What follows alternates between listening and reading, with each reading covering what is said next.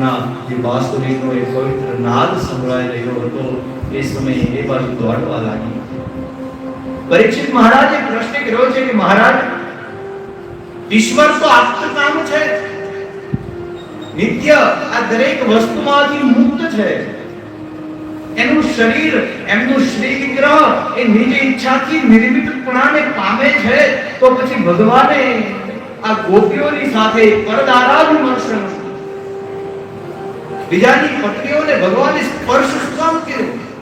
એમની સાથે ભગવાન રાસ શું કામ રહ્યા? કૃપા કરી અને આ મને કઈ સંભળાવો. અને તમે શ્રીમદ ભાગવતને જ્યારે વાંચો ત્યારે ગોપીઓની અત્યંત નિકટ ભગવાન કૃષ્ણ અત્યારે દેખાઈ રહ્યા છે. જ્યારે આ રાસ પંચાધ્યાયનો પ્રવેશ થાય છે, બહુ નિકટ છે ભગવાનની. એટલા બધા નિકટ છે કે ભગવાને પોતે પાન ખાધું અને ગોપીઓએ ભગવાનની પાસેથી પાન માંગ્યું તો ભગવાને પોતાના મોઢામાંથી ચાવેલું પાન ગોપીને આપ્યું અને ગોપીઓએ પાનને પ્રસાદ સ્વરૂપે સ્વીકાર્યું. આ ભગવાન કૃષ્ણનું કામદેવ સાથેનું યુદ્ધ છે. કહે છે કામદેવ ભગવાન કૃષ્ણની પાસે યુદ્ધ માંગવા આવ્યા. આવીને કહે કે ઈશ્વર, આમ તો હું તમારી સાથે યુદ્ધ કરી શકું એમ નથી, પણ રામાવતારમાં બહુ ઈચ્છા હતી, પણ એ સંપન્ન ન થયું, તો આ અવતારમાં મારે તમારી સાથે યુદ્ધ કરવું છે.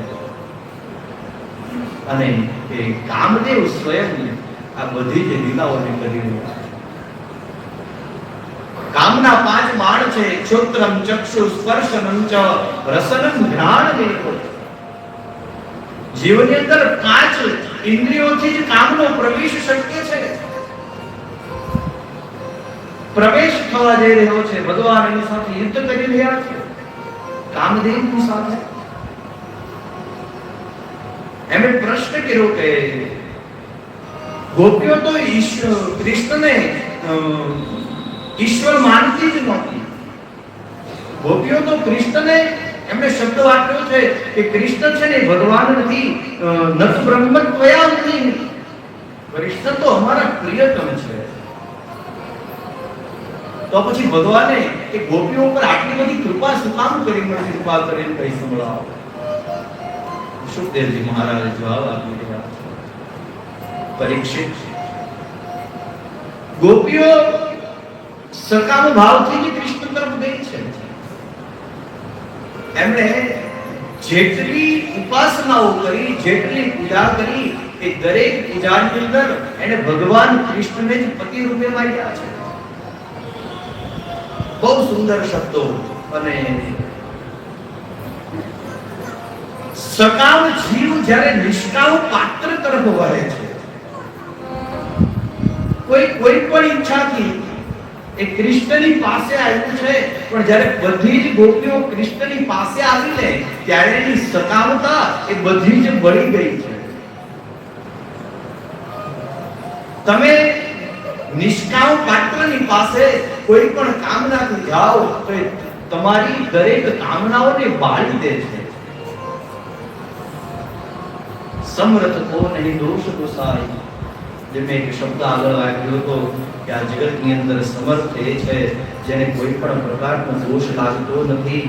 રવિ પાવક સુર સરી નાય. તમે અગ્નિની પાસે કોઈ પણ કામનાથી જાઓ, અગ્નિ હોય એની પાસે તમે કોઈ પણ કામનાથી જાઓ, ઘી હોમવા માટે જાઓ, લાકડા હોમવા માટે જાઓ, તમે એની અંદર જે કાંઈ પણ હોમો, પણ અગ્નિ એ દરેક વસ્તુને બાળી નાખે છે, બળી જાય ને. તમે ગમે સારા ભાવથી જાઓ, ખરાબ ભાવથી જાઓ, જે તમારો ભાવ હોય, પણ અગ્નિની પાસે જાઓ અને એની અંદર તમે જે મૂકો એ દરેક વસ્તુને અગ્નિ બાળી નાખે છે.